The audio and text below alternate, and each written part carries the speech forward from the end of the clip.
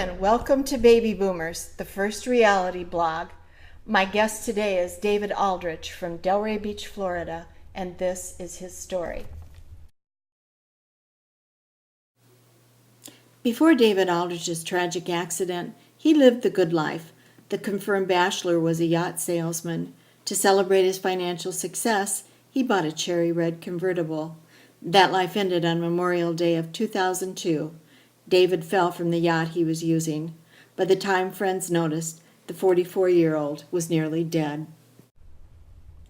After David's accident, he was in and out of consciousness for months. Who finally broke the horrible news to you?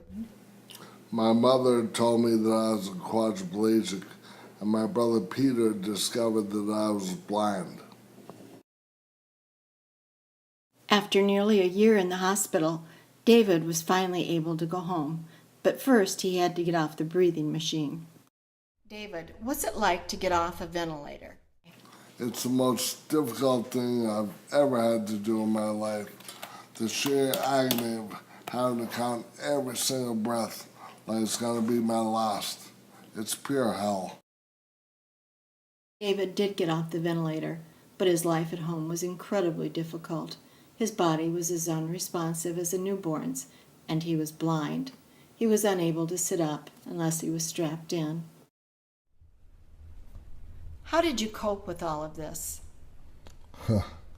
It's all you have, I work from myself to faith and God and family and friends.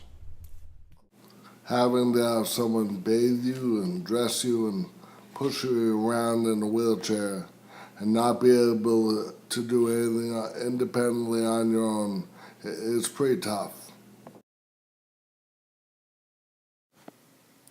4 years after his accident, David received the miracle he'd been praying for and traveled to China for adult stem cell treatment. It's illegal in the U.S. While he was there, National Geographic produced Supercell, a documentary about his experience. Something miraculous happened about 3 weeks after your treatment began. Can you tell us about it? I could see. I read the word China on a binder of a book halfway across the room. The whole room broke up in tears of joy and laughter, and it was a pretty emotional moment. David remains a quad, but his breathing and core body strength have improved tremendously, and he is able to ride around the neighborhood in his motorized wheelchair, unassisted. What do you recommend to others who are facing major challenges in their life? First thing is, and foremost, is you have to maintain a positive attitude.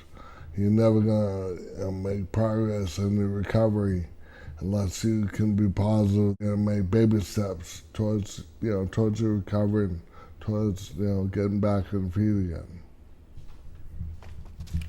Thank you, David, for sharing your story, and thank you for watching Baby Boomers, the first reality blog.